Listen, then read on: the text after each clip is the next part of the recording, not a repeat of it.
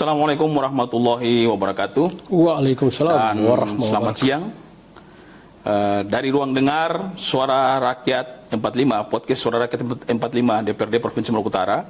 Saya host Irmon Mahmud dan sudah ada di hadapan pendengar sekalian Pak Rahmi Hussein. Ya. Biasa Assalamualaikum. kami sapa dengan Bang Naik. Apa kabar Bang Naik hari ini? Alhamdulillah sehat walafiat. Alhamdulillah. Beliau juga adalah Wakil Ketua DPRD Provinsi Maluku Utara. Benar. Ya, Bang Naid, ini di bulan November ini kita mendapatkan keistimewaan dari pemerintah pusat, dipercayakan sebagai penyelenggara atau tuan rumah Sail Tidore tahun 2022. Betul. Nah, penyelaksanaan Sail sendiri sudah berlangsung 9 kali kalau tidak salah dari tahun 2009, mulai dari Sail Bunaken. Ya. Tahun 2012 itu ada Sail Morotai. Benar. Maluku Utara kita sudah kedapatan sudah 2 kali. menerima 2 kali keistimewaan ini, dan tahun ini di bulan November ini adalah Sail Tidore. Ya. Pandangan Abang, apresiasi Abang soal dijadikannya Tidore sebagai tuan rumah atau Maluku Utara dalam hal ini sebagai tuan rumah Sail pada tahun ini seperti apa? Ya, saya kira saya memberi apresiasi yang tinggi ya, ketika Tidore dipercaya menjadi tuan rumah untuk Sail di tahun 2022 ini. Dan mestinya kemudian itu dimanfaatkan betul oleh pemerintah Kota Tidore dalam hal membenahi pemerintahannya, membenahi infrastrukturnya, terutama pada infrastruktur pariwisata. Nah, Kota Tidore atau Tidore ini kan memiliki nama besar di masa lalu, dan itu mestinya menjadi salah satu alasan ya untuk digali lalu kemudian dikembangkan, dikampanyekan menjadi aset pariwisata pada forum atau momen pelaksanaan Sail ini. Ya, itu satu wisata sejarahnya. Wisata sejarah. Yang kedua, Tidore ini kan kota kecil ya, kota madya yang kecil daerahnya, sehingga kemudian dengan gampang bisa diurus sebetulnya dari sisi penataan organisasi maupun urusan pemerintahan yang lain. Nah, Tidore ini unik ya dari sisi apa namanya keagamaannya. Saya kira itu kita mesti bangga kalau kita mengaku sebagai orang Maluku Utara. Itu kota yang betul-betul religius dari sisi agama. Sehingga kemudian kita kalau datang ke Tidore, sebelum maupun menjelang Sail itu kota yang bersih sekali. Iya. Ya kan? Siapapun pasti mengakui bahwa kalau ke Tidore itu penataan kawasannya, terutama juga kebersihannya itu dimulai dari rumah. Ya, dari rumah ya, penduduk ya, warga lokal itu luar biasa. Nah, ini kan modal sebetulnya yang mesti di backup oleh pemerintah kota Tidore. Hal lain yang saya kira mesti kita jual, terutama untuk pemerintah kota Tidore, adalah pengembangan pariwisata pesisir dan laut. Nah, Tidore punya itu. Makanya dari awal sejak tahun lalu saya sebetulnya sudah bicara berulang kali di beberapa forum diskusi maupun lewat FB, saya menyampaikan itu bahwa menyambut Sail Tidore di tahun 2022 salah satu potensi yang mesti dikembangkan dan dikampanyekan agar kemudian ketika saat Sail dilaksanakan para tamu undangan itu datang, itu salah satu yang mereka nikmati adalah penataan kawasan pesisir dan laut. Penataan kawasan pesisir. Ya. Nah, Tidore punya, terutama untuk wisata selamnya, wisata baharinya. Wisata bahari. Ya kan? Dia punya beberapa spot penyelaman selam yang saya kira itu tidak ada di kawasan yang lain, hanya ada di Tidore. Saya sebut misalnya di Tanjung Soasio, itu ada perahu kapal Cina yang karam usianya 500 tahun lebih, yang memuat Gucci. yang harganya itu katanya fantastis, dan itu masih ada sampai di sana.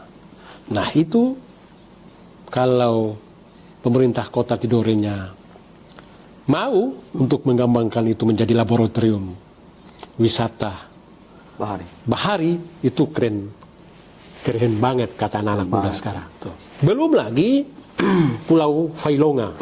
Yang follow-nya, yang saya kira sungguh menawan, di bawah terumbu karang, kemudian jenis ikan yang begitu banyak, belum lagi ada hiu. Memang secara umum Maluku Utara itu sebenarnya surga Bang ya untuk pariwisata ya. Benar. Terutama Tidore, Ternate sebagai jalur rempah dan sebagainya. Spot-spot wisata bahari juga luar biasa, apalagi orang-orang yang senang hobi diving seperti itu ya, selam dan sebagainya. Nah, tapi pembangunan infrastruktur pariwisata ini Bang, ya itu yang menurut saya menjadi PR. Misalnya ketika tamu datang di bandara sebagai beranda depan itu, mereka tidak temui spot wisata apa gitu yang tidak nampak. Bagaimana Abang melihat itu sebagai anggota DPRD Provinsi Maluku Utara yang sudah 3 kali periode Bang ya? Benar, itu yang kita sesalkan sebetulnya. Pemerintah kita, baik provinsi maupun kabupaten kota, itu hanya bicara pembangunan itu lebih pada daratan. Padahal kita semua sepakat wilayah kita ini kan lebih banyak lautnya. Betul. Ya. Nah, salah satu yang menurut saya sungguh-sungguh potensial untuk dikembangkan itu adalah wisata pesisir dan lautnya itu. Kita punya ini, berserakan. Kalau orang diving di tempat lain masih mencari-cari ya spotnya. Tapi kalau Maluku Utara, Anda mau loncat dimanapun sudah pasti indah di bawahnya. Itu karunia Allah yang saya kira hanya diberikan kepada kita Maluku Utara. Ada begitu ribuan spot untuk Maluku Utara, tidak ada yang menandingi kalau untuk spot diving ya. Nah, problemnya adalah perhatian ya. Dan juga kemudian diikuti kebijakan ke arah itu belum nampak, belum ada sama sekali. Porsinya sungguh-sungguh kecil. Nah, saya tidak tahu apakah kesadaran pimpinan daerah kita, baik gubernur, bupati, dan wali kota ini masih rendah terhadap potensi wisata bahari kita, atau apa? Itu kan tercermin dalam setiap alokasi kebijakan APBD setiap tahun. Anggaran untuk alokasi pada bidang pariwisata kan sungguh-sungguh kecil. Apalagi kayak kota Tidore. Nah, oleh karena itu, pada beberapa waktu kemarin saya mendorong agar melalui POSI Kota Tidore ini harus bikin event nih, agar kemudian mempromosikan Persatuan Olahraga Selam. Kebetulan Abang juga sebagai ketua. Nah, ini mesti semua stakeholder harus berpadu ini, berkolaborasi. Karena ini bukan hanya tanggung jawab pemerintah semata, tapi juga tanggung jawab warga masyarakat, terutama stakeholders yang terkait dengan itu. Saya membayangkan sebelum 1 tahun lalu, Sail Tidore itu, selain pengembangan, penataan dan pengembangan potensi wisata baharinya, kota Tidore itu ya memiliki potensi wisata alam yang tidak kalah menarik. Misalnya ketika kita ke Jogja, mampir di apa namanya tempatnya almarhum Mbak Marijan, kita naik gitu kan. Kaliurang. Nah, kalau Tidore itu dikembangkan, itu dia punya beberapa desa adat yang ada di puncak gunung. Gura bunga gitu ya. Gura bunga. Lalu ada satu lagi yang apa namanya itu, saya lupa. Nah, itu tinggal pemerintah membangun akses jalan kan, menghubungkan. Lalu masyarakatnya diedukasi. untuk menyiapkan apa namanya pesta adatnya atau apalah yang kemudian itu menarik minat para wisatawan. Sehingga puncak Kiematubu itu saya membayangkan akan ada akses jalan yang memutar. Entah bisa naik lewat Rum ataukah lewat Swasio yang kemudian menghubungkan beberapa desa adat di atas itu. Dan itu punya. Dan saya kira anggarannya juga tidak besar sebetulnya. Ya kan? Kalau kita punya keinginan untuk mengembangkan. Sehingga saya membayangkan bahwa ketika para tamu undangan datang menghadiri sale, mereka juga ikut menikmati pesona Kota Tidore dengan Gunung Kiematubunya.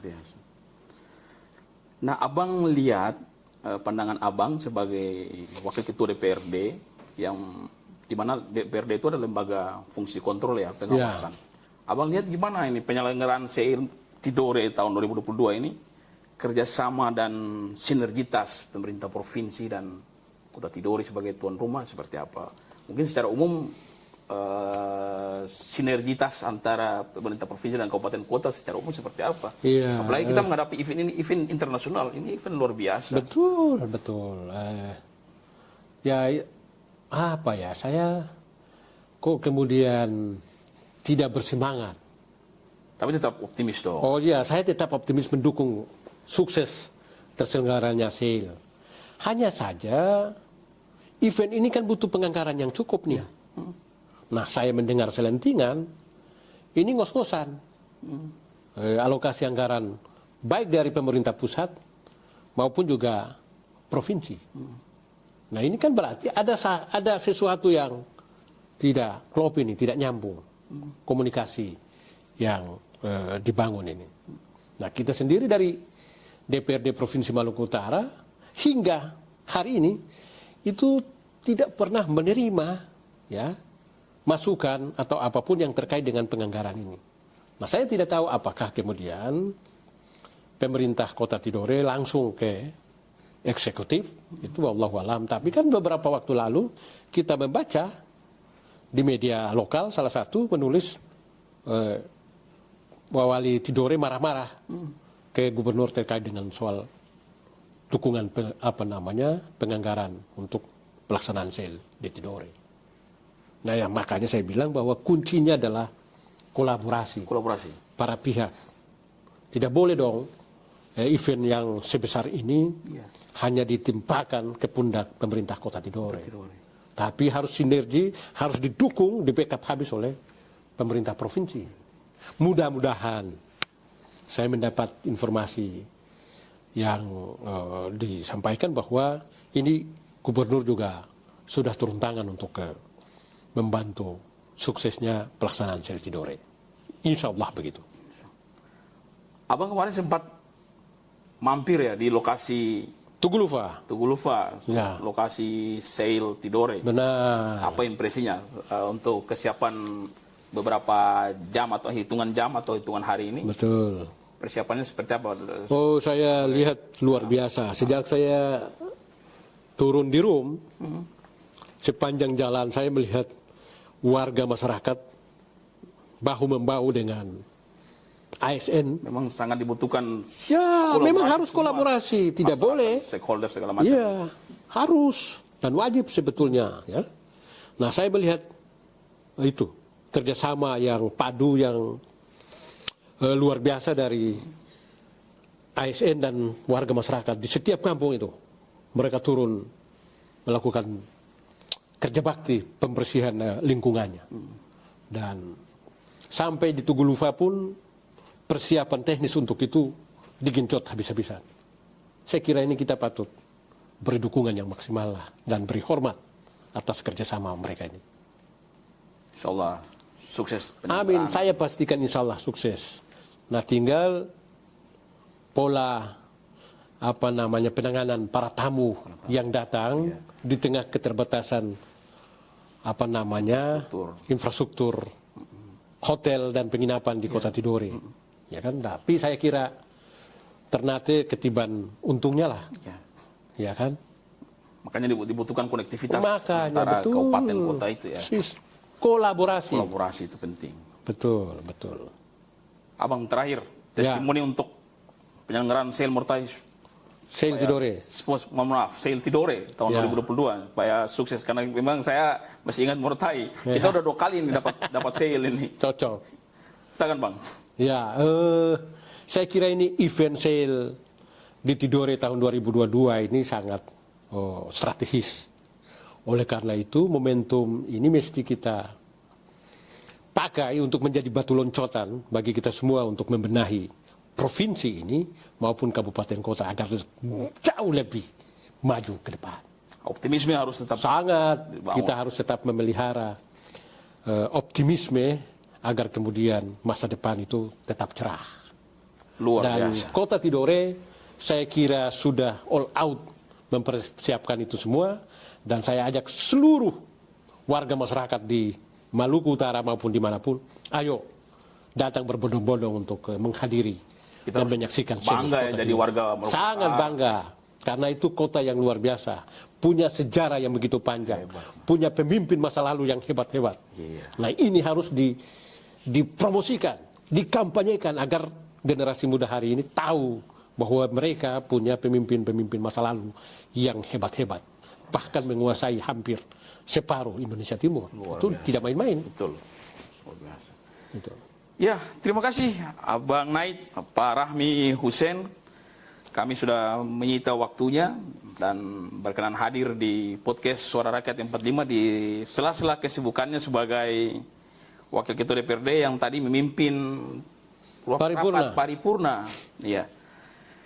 Terima kasih sekali lagi, terima kasih Bang. Hormat. Terima Iya. kasih. Saya Irwan Mahmud, host Suara Rakyat 45 DPRD Provinsi Maluku Utara dari Jalan Tuan Guru Kadi Abdul Salam Sofifi. Mohon pamit. Jangan lupa like, comment, and subscribe. Benar. Hebat. Assalamualaikum warahmatullahi wabarakatuh. Waalaikumsalam warahmatullahi wabarakatuh.